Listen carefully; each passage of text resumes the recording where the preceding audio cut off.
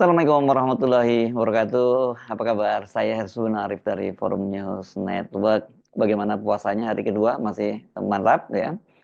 Oke, saya kali ini akan mengajak Anda untuk membahas satu fenomena menarik ini. Putra Mahkota Keraton Surakarta. Ini namanya pakai singkatan, saya nggak tahu apa kepanjangannya ini. KGPAA, Hamengkubuwono. Hamangku, bukan Hamengku ya. Hamengkubuwono itu sekarang ini menjadi sensasi di media sosial. Unggahan di akun Instagramnya yang menyiratkan kekecewaannya yang mendalam terhadap kondisi bangsa dan negara saat ini tengah viral. Bersamaan dengan itu, tiba-tiba saja kasus lamanya ketika dia menabrak seorang pengendara sepeda motor diungkit kembali.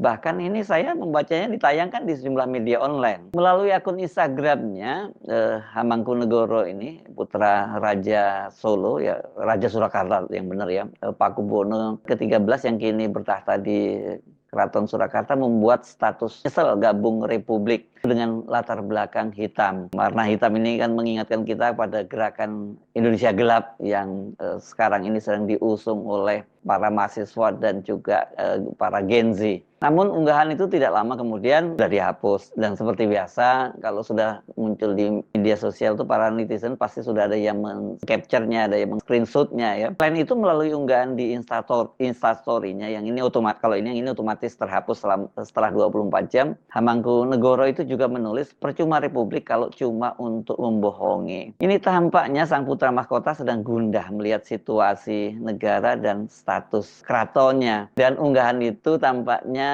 mengganggu pihak tertentu sehingga ada yang mencoba mendiskreditkannya dengan menayangkan kembali kasus tabrak lari. Itu yang peristiwanya setelah saya telusuri terjadi 2 tahun yang lalu, tahun 2023. Apa yang membuat sang putra mahkota gundah dan mengunggah status seperti itu?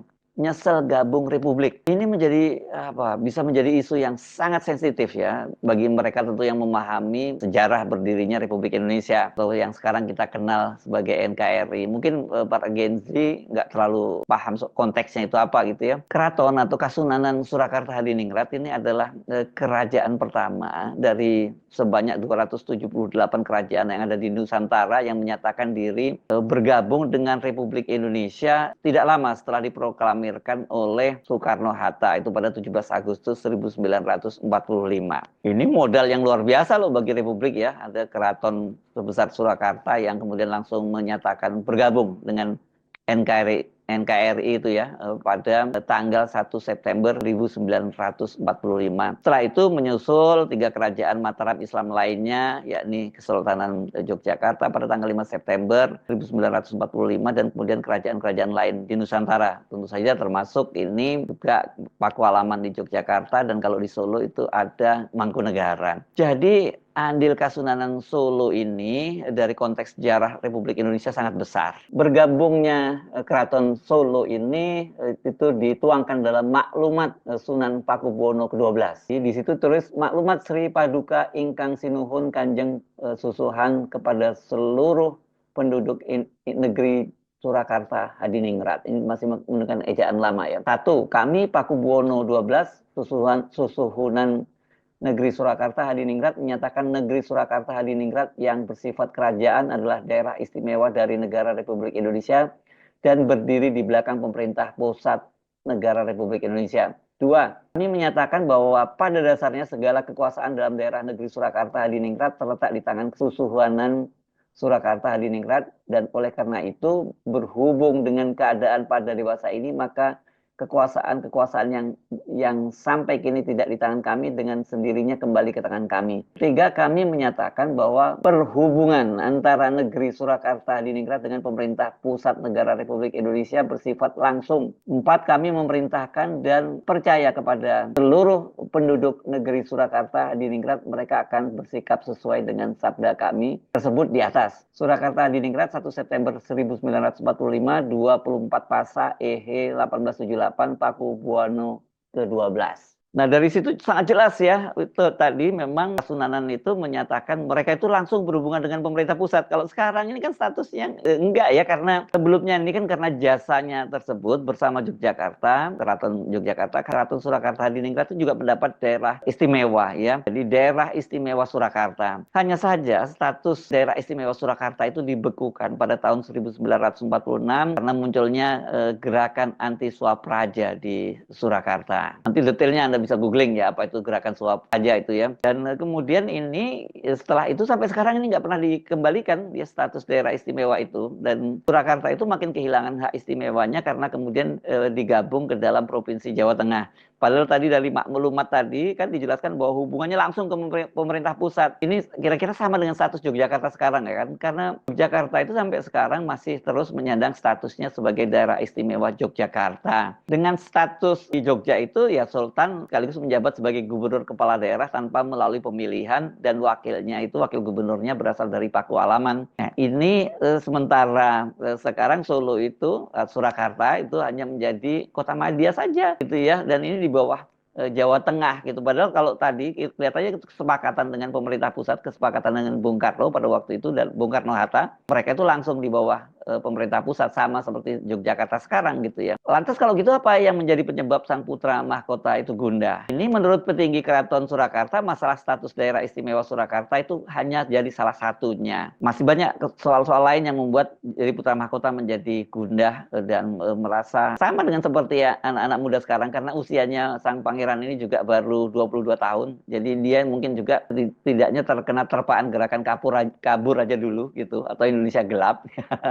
Tapi sebagai calon raja dia nggak mungkin kabur ya. Pengageng Sasana Wilapa Keraton Solo, KPA Hadani Nur Adiningrat menjelaskan bahwa pernyataan tersebut merupakan bentuk kritik terhadap pemerintah terkait sejumlah isu nasional yang tengah terjadi. Setidaknya ada 4 isu utama yang menjadi perhatian KGPAA Hamangkunegoro, yaitu: satu, kasus korupsi BBM. Dugaan penyimpangan dalam penjualan pertama oplosan di PT Pertamina Patraniaga yang angkanya sampai kuadriliun gitu, mendekati deh ya tepatnya ya.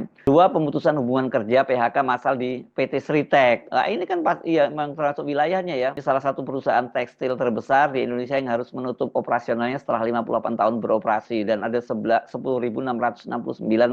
karyawan yang di PHK. Kemudian kasus korupsi izin usaha pertambangan PT Timah yang menyebabkan kerugian negara lebih dari 300 triliun. Kemudian juga polemik pagar laut di perairan Tangerang, Banten. Ini yang dinilai pemerintah nggak tegas, bahkan sekarang hanya melokalisir, kelihatannya yang bersalah itu adalah Kepala Desa Kohot Arsin gitu ya. Sampai denda-dendanya pun Arsin yang didenda ya. Selain isu-isu nasional, KGPAA Hamangkunegoro juga menyoroti status daerah istimewa Surakarta yang hingga kini belum diakui secara resmi oleh pemerintah, serta hak dan aset Keraton Solo yang belum dikembalikan. Sebenarnya ini belum diakui, tapi ini harus dikembalikan. Nah, ini kalau perjanjiannya dengan Bung Karno seperti itu ya, karena dibekukan. Berarti kalau dibekukan itu kan dicairkan, bukan kalah kemudian dihilangkan dengan digabungkan dengan Jawa Tengah. Kalau itu penjelasannya, berarti ini semacam kekecewaan terhadap berbagai kebijakan pemerintah pusat yang kini dipimpin oleh Prabowo Gibran. Ini dasar netizen ya, ini kemudian dikait-kaitkan dengan hubungan antara putra mahkota itu dengan Gibran, karena di akun Instagramnya Hamangkunegoro ini juga mengunggah beberapa foto ketika dia bersama dengan Gibran. Ini ada berapa foto nih? Ada 4 foto nih dia bersama Gibran nih. Dan netizen seperti biasa ini kesempatan meledek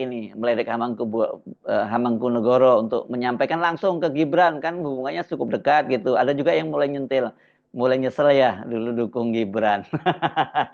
Karena soal ini kan juga dikait-kaitkan dengan PHK di Sritek ya. Nah, bersamaan dengan viralnya postingan putra mahkota itu yang menunjukkan kekecewaan terhadap pemerintah pusat, beberapa media kok mengangkat kembali peristiwa tabrak lari yang saya sebut tadi 2 tahun yang lalu. Saya tadinya membaca ini di Kaltim Post Group ya, ini grupnya Jawa Post kalau nggak salah ini ya. Dia membuat judulnya begini: Putra Mahkota Keraton Kasunanan Solo terlibat tabrak lari. Ini penjelasan pengacara, dan ini tayang hari ini Ahad 2 Maret 2025 pukul 8.24 pagi. Dia menulisnya begini: peristiwa tabrak lari di kawasan Simpang Geladak Solo akhirnya terungkap. Ternyata pengendara mobil SUV yang kabur usai menabrak sepeda motor adalah putra mahkota Kasunanan Putra Mahkota Keraton Kasunanan Solo. KGPAA Hamangkunegoro Sudibyo Raja Putra Narendra Mataram. Usai peristiwa tersebut mencuat, Hamangkunegoro membantah jika dirinya tabrak lari. Dirinya mengaku pergi untuk melapor ke pihak keraton dan kembali ke TKP setelahnya. Kedua pihak pun saat ini telah berdamai di kantor polisi, namun polisi menyebut masih mendalami kasus ini. Rekaman video kecelakaan tersebut beredar di sejumlah media sosial. Dalam video berdurasi 20 detik memperlihatkan satu unit mobil jenis SUV warna putih melaju dari arah barat dari Jalan Slamet Riyadi. Mobil tersebut kemudian berbelok ke arah selatan menuju Jalan Pakubuwono. Saat berbelok muncul satu unit sepeda motor yang melaju dari arah selatan menuju ke utara ke Jalan Pakubuwono. Mobil dan motor itu akhirnya bertabrakan. Nah, ini kemudian ditulisnya kejadiannya kemarin dalam kurung Rabu sekira pukul 2 WIB. Pemotor berinisial HW 20 warga Sragen, kata Agung kepada awak media hari Kamis tanggal 10 Agustus 2023. Ini beritanya baru kemarin, tapi kenapa kemudian beritanya hari ini kenapa disebut kejadiannya kemarin ya hari Rabu, padahal itu kan 2 tahun yang lalu gitu. Karena saya penasaran kemudian saya coba cek ini, ternyata ada ini beritanya juga dimuat di Kompas. Itu di situ disebutkan judulnya begini, kronologi putra mahkota Keraton Solo tabrak pengendara motor sempat kabur dan bantah tabrak lari. Itu tayangnya di kompas.com tanggal 12 Agustus tahun 2023 pada pukul 6.08 WIB. Nah, kalau di tribunnews.com itu juga menulis isi lain KGPAA Hamangkunegoro yang tulis nyesel gabung Republik pernah terlibat kecelakaan. Ini beritanya tayang hari Ahad 2 Maret 2025 pukul 13.53. Jadi tadi siang ya. Kalau ini lumayanlah flashback, jadi memberi konteks, bukan semacam seperti Kaltempos yang seakan menulis sebagai sebuah berita yang baru terjadi. Apakah karena wartawannya teledor saja atau ada upaya mendiskreditkan ya? Kalau itu yang terjadi ya berbahaya kan. Tanda-tandanya pemerintah sekarang itu memang mulai anti kritik mulai terlihat ya. Kritik oleh Pak Prabowo dianggap lucu-lucuan saja gitu, terus kemudian disebut ndasmu gitu ya. Ini kan berbahaya kalau sampai terjadi. Mudah-mudahan saja wartawan yang teledor bukan berupaya untuk membunuh karakter dari putra mahkota ini yang sekarang sedang kritis terhadap penguasa. Saya Hersbuno Arif dari Forum News Network. Sampai jumpa lagi. Wassalamualaikum warahmatullahi wabarakatuh.